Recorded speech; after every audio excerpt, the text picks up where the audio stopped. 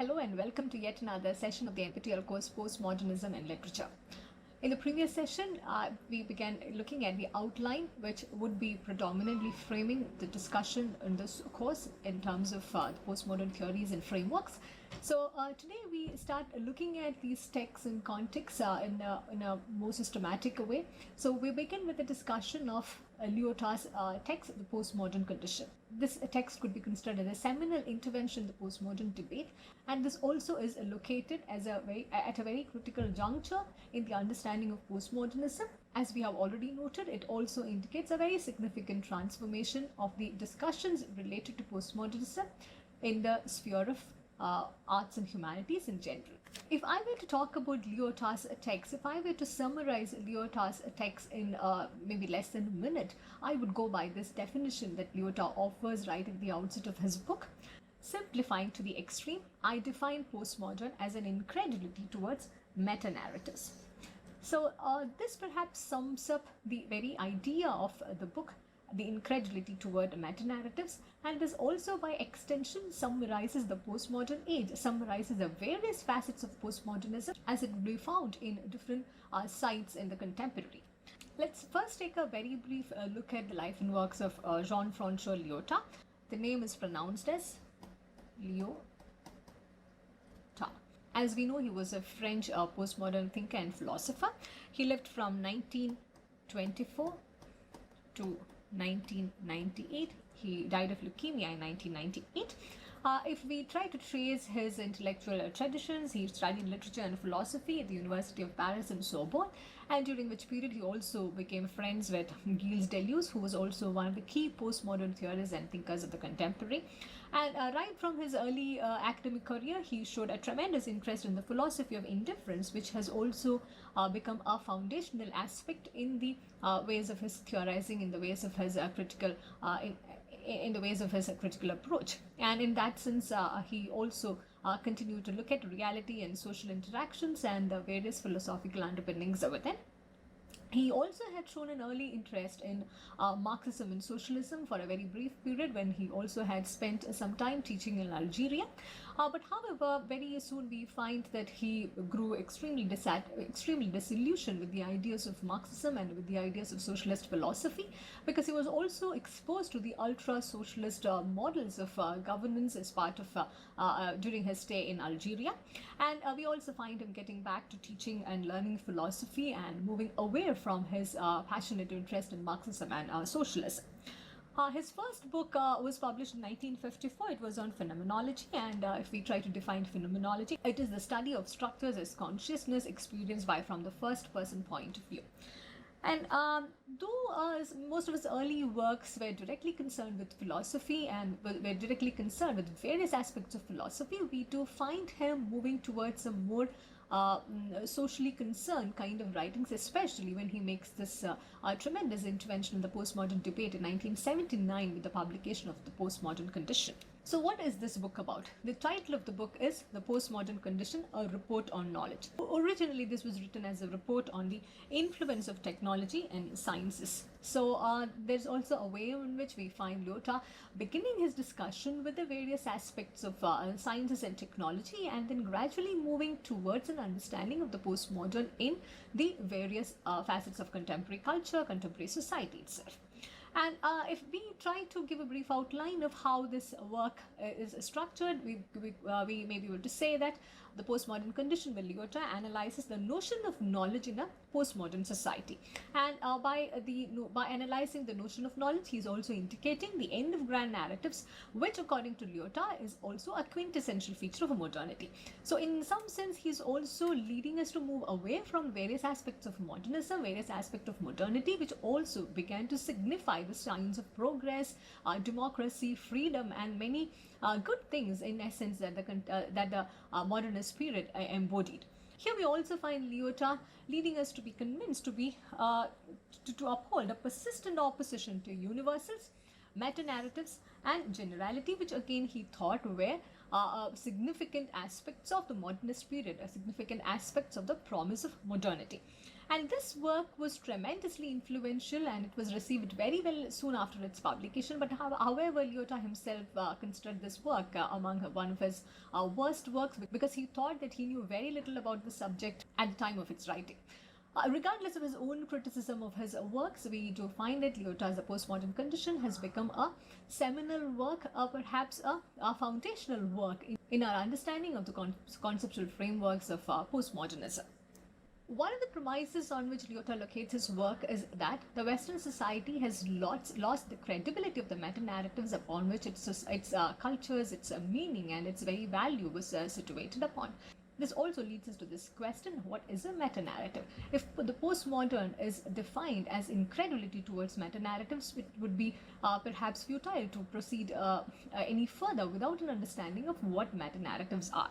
So meta-narrative, in very simple terms, perhaps it's like a grand theory like Marxism or Christianity, which attempts to provide explanation for a range of things. So in that sense, they are also universal and objective in nature. At least they are projected as being universal and objective in nature. And this is also intended to apply to everyone, regardless of class, regardless of any kinds of differences, regardless of any racial or gender differences. For example, modernism emerged as a meta-narrative based on the idea of progress through reason, science, and technological development. The promise of progress, the promise of advancement, the promise of good life that modernism and modernity put forward, it could be seen as a meta-narrative, as a grand narrative. And according to Lyotard, these sorts of conceptions should be viewed with suspicion, because there is no single truth, there is no single concept which could be applied to everyone in a very universal and general way, because the human experiences are very diverse. If one is talking about a particular idea of progress, a particular idea of advancement, that could not be an overarching experience which could be which could be applied to everyone in the same way. And this sort of imposition of a meta-narrative, imposition of a grand narrative onto particular societies needs to be seen with suspicion, and subsequently they also should be replaced with micro-narratives. So let me try to illustrate and simplify this process for you. If perhaps Lyotard is trying to tell us that there are all kinds of cultures which are dominant, which are prevalent in the society, and these cultures acquire a kind of legitimacy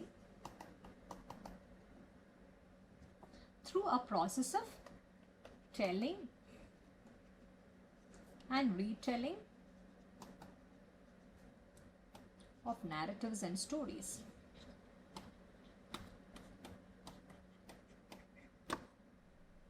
And it is this telling and retelling of narratives and stories which provides legitimacy as well as purpose and meaning to all cultures. So for example, if we take the case of the story of European Enlightenment, or the story of the Age of Reason, as it has been told and retold from the Western point of view, we would also begin to see that it's also a story which positions the West vis-a-vis the rest of the world.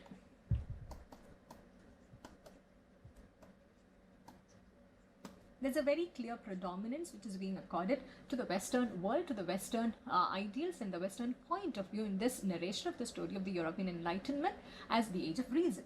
And this, incidentally, is not just the story of the past, it also continues to remain as a meta-narrative of the contemporary.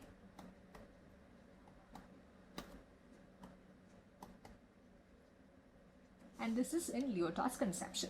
And here, and this kind of attribution of the status of meta-narrative to the story of the European Enlightenment, or to the story of the Age of Reason, it also becomes quite central to the meaning-making process.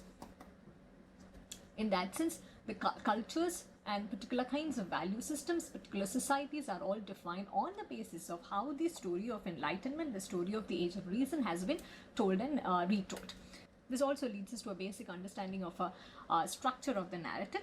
There is a way in which the grand narrative forms the big story. There are also a number of smaller stories which would be framed on the basis of this big story that exists. So in that sense, we also have a structure emerging over here with the big story as a foundation and a number of smaller stories, a number of smaller narratives, which are all based on the truth value, which is attributed to this big story. The big story in that sense becomes the grand narrative or the meta-narrative, on which a number of other stories also acquire their legitimacy, their meaning, and the values attributed to them. This sort of a process, when it is applied in the context of European Enlightenment and the Age of Reason, it also leads to the emergence of the West as a heroic West. So this image is something that we are all familiar with in our understanding and learnings of Western history. And this notion of the heroic West, this image of the heroic West, is primarily built on two major elements. Due to the promise of freedom and reason that the Age of Enlightenment and predominantly the West makes, and the promise of freedom is based through a pursuit of democracy, and reason through the pursuit of science. And this meta-narrative, this grand narrative, this grand truth, which also promises all kinds of good things to everyone, is also quite similar to the notions of Marxism and Christianity, because they are also, according to Lyotard, grand narratives, meta-narratives, where a possibility of salvation for all is offered. So when Lyotard talks about the rejection of the meta-narratives, he is also talking about the rejection of all kinds of meta-narratives, including Marxism, Christianity, and all the foundations that on which the contemporary society, the modern value systems have been built upon. And this particular narration of the story of enlightenment, this particular rendering of the image, the notion of the heroic West, also requires from us a certain kind of a faith and trust in this meta-narrative. And this trust also becomes an implicit feature in the creation of a number of other stories, a number of other cultures. Just like we pointed out earlier, there is a big story, the grand narrative, upon which a number of stories are built. And this also leads to the legitimation of a number of cultures, values, stories, lives, etc., which are also based, which are also an offshoot of this big story or the meta-narrative or the grand narrative. This requirement of the faith and trust in the meta-narrative also leads to this dominant story. It also leads to the meta-narrative becoming the dominant story, the most accepted, the verified, and perhaps the true story compared to the other. So it is this singular notion of the meta-narrative, it is this overarching dominant position of the meta-narrative that Lyotard is arguing against, that Lyotard is engaging with.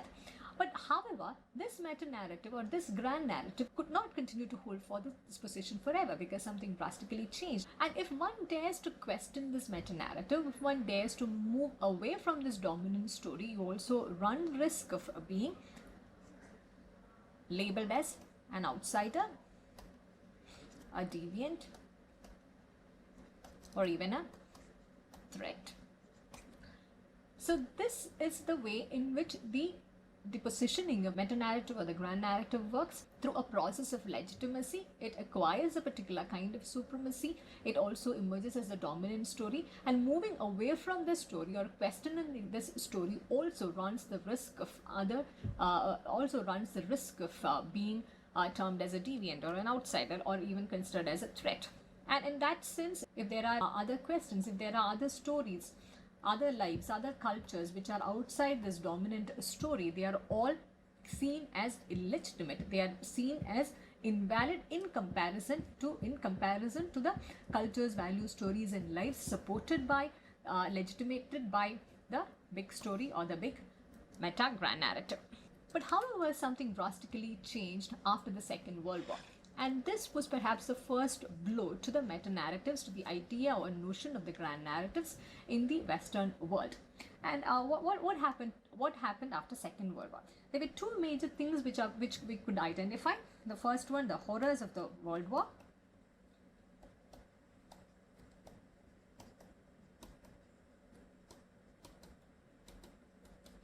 And secondly, Holocaust. And this included the manufactured genocide which happened in Auschwitz, and we also know the various kinds of consequences that followed these sort of horrifying events. And these events, it also had completely destroyed the tremendous hope, the tremendous idea of progress that the West had put forward. And this also challenged majorly the idea of European Enlightenment, the story of the Age of Reason, which also promised to provide freedom and reason through democracy and science. And this was also for the good of everyone. This also promised a certain kind of universality, regardless of any kinds of differences that operated within particular societal structures. So after the Second World War, we find this narrative of progress being very seriously damaged, being very seriously challenged, and this also had given rise to a number of countercultural attacks. This could be seen as synonymous to the various developments happening in the postmodern age. So there were particular kinds of countercultural attacks happening. For example, in the 1950s, we could see the emergence of the Beat generation. We could see the emergence of the Beat generation. And in the 1960s, the civil rights movement.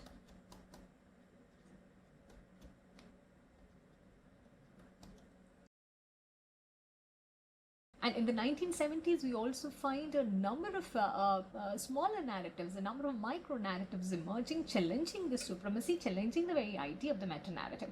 It's also perhaps a very different, interesting thing that the idea of the postmodern challenging the meta-narrative itself could have the possibility of emerging as another meta-narrative. And this is also something that many critics have noted in the discussion of Lyotard.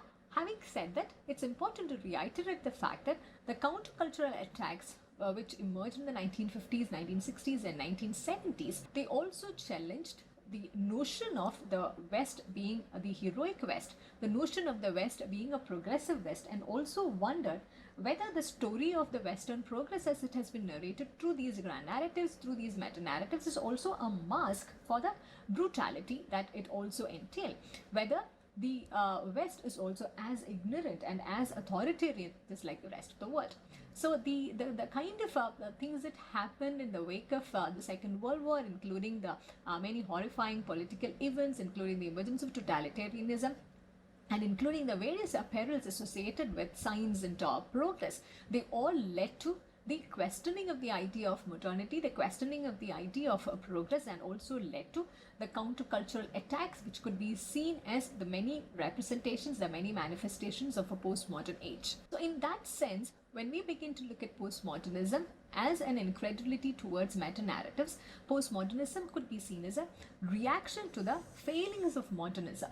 So it's also a phenomenon that emerges from crisis. It cannot have any other kind of an emergence, any other kind of a starting point than as a kind of a response, as a reaction to the many things which had failed in the modernist period. The failure of modernism could be understood in three different ways. It could be seen as a moral challenge, a philosophical challenge, and a scientific challenge. When we talk about the moral challenges, we talk about the world wars, the emergence of fascism, totalitarianism, which all of them also entailed an imposition of a single truth, an imposition of one particular group over the other. This was not about a universal good. And when we talk about philosophical challenges, there was also this notion emerging that objectivity was not possible, that experience, the moment you begin to value experience over everything else, there is also a risk of a diversity of experiences coming in, and also an inability to privilege one over the other. And in terms of the scientific challenges, the emergence of quantum physics, and also the question whether science can provide answers to everything, all of these together began to emerge collectively as a failure of the modernism project. So here, according to Lyotard, when we begin to approach postmodernism from the perspective of Lyotard's postmodern condition, postmodernism needs to be seen not as a result but as a cause of further change. Which is why perhaps it is not just enough to say that the meta-narrative, the idea of the meta-narrative is dead and gone, but perhaps we can only merely suggest that the idea of the meta-narrative is merely restricted here and there with by the emergence of a variety of countercultures from different political and social positions. So what are we left with after the end of the meta-narratives, after displaying an incredulity toward meta-narratives, we do have with us after that a playful engagement with many conflicting micro-narratives, and these micro-narratives occupy the space created by the questioning of the grand meta-narratives. And this process of the micro-narratives occupying the space created by the displacement of the meta-narratives, it's not a neat process. For example, the civil rights movement which emerged in America in the 1960s is a succinct example of how this process cannot be present as a neat and structured process, because the civil rights movement, even while it was arguing for a variety of civil rights for the citizens, it had also openly excluded people on the basis of race and gender. But at the same time, they were also protesting the Vietnam War. There is an engagement with many conflicting micro-narratives and not the privileging of a single meta-narrative. So accordingly, the attempts to construct these grand theories, they also tend to unduly dismiss the naturally existing chaos and disorder of the universe and also the power of the individual event. So it is very important to displace and dismiss the meta-narratives in order to bring back the attention which are due to these aspects. And Lyotard also reminds us that the meta-narratives are created and reinforced by power structures, and hence they are also untrustworthy. So Lyotard's Lyotard's report is also about why all of these meta-narratives are untrustworthy for various reasons. And accordingly, in order to illustrate his position, he also continues to reject the theological underpinnings of both Marx and Freud. And though Marx and Freud were not postmodernists in any way, their significance is very important in our understanding, in our framing of postmodernism. And locating this move from the modern to the postmodern, Lyotard begins by designating the modern as any science that legitimates itself through meta-narratives. And here we can have in mind Hegel, Freud, Marx, Kant, and other grand narratives which were predominant during the modernist period, during the period of modernity. And this word legitimation is also extremely important, because this is something that Lyotard borrows from Habermas, which we also will be taking a look at in one of the later sessions. And here, while designating the modern and by extension the idea of the meta-narrative, Lyotard is also talking about large-scale theories and philosophies of the world, which had also defined the progress of this history, the possibility of absolute freedom, and the ideas of enlightenment, and of course the overarching principle of Marxism. And he is talking about how all of these things were also associated with the idea of modernism and with the progress and the promise of modernity. And postmodernism, when we say it's an incredulity toward meta-narrative, it is also perhaps a result of progress in science, which is after which one also begins to challenge all of these ideas associated with modernity. In Lyotard's own words towards the end of his work, he says a work can become modern only if it is first postmodern. Postmodernism, thus understood, is not modernism at its end, but in the nascent state. And this state is constant. This is something that we need to keep in mind throughout our discussion of Lyotard, because this also frames his idea of postmodernism as something that has emerged at a critical point when modernism and modernity failed to deliver what it had promised at the outset. Interestingly, Lyotard's Postmodern Condition also bears a foreword by Frederick Jameson, the Marxist critique. It also helps us to contextualize the relevance of Lyotard's work. And here, when Jameson introduces this work, when Jameson writes a foreword to Lyotard's Postmodern Condition, we also get this impression, we also get this idea that postmodernism was one of the things which were getting debated in the philosophical and in the intellectual circles of in the 1960s and 1970s. So we also get an understanding that Lyotard was making an intervention in the many postmodern debates which were happening during the 1970s.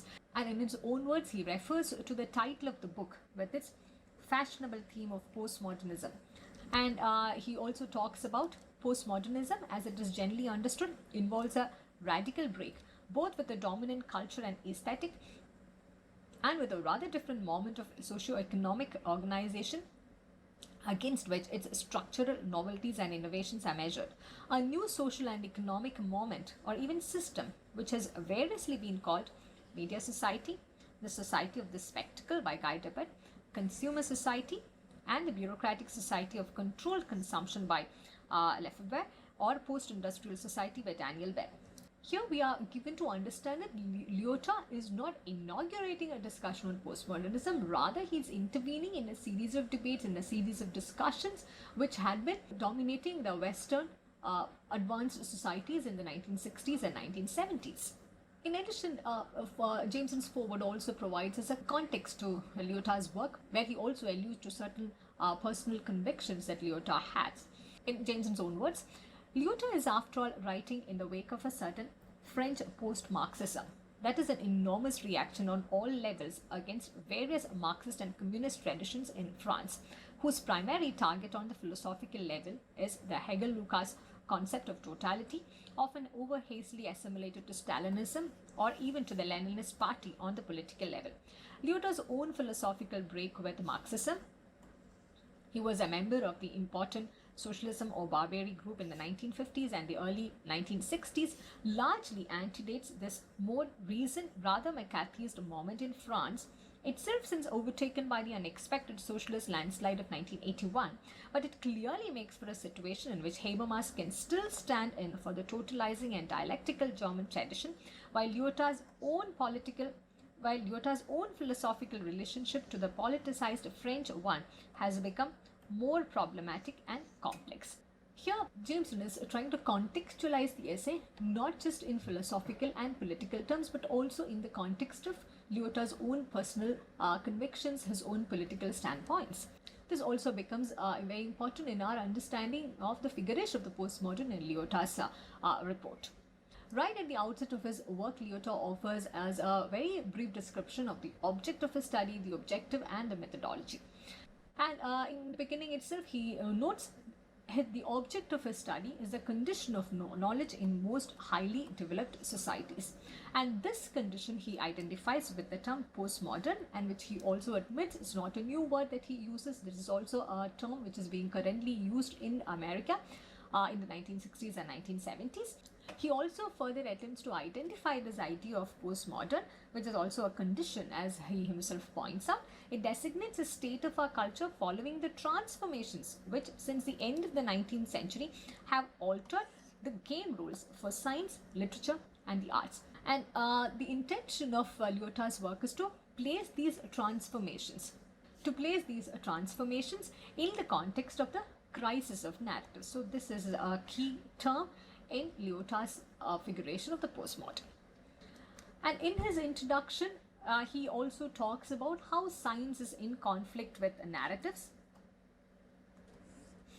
and how science also has its own rules of legitimation through language games, which also operates through philosophy. Here we also find Lyotard talking about how scientific denotative knowledge uses various narrative utterances to legitimize itself. For example, in order to illustrate that sky is blue, this is done in science through stories and explanations and through narratives as well. And to give an example from Jameson, in the foreword to Lyotard's work, he also talks about how science has its own rules and its own ways of legitimation.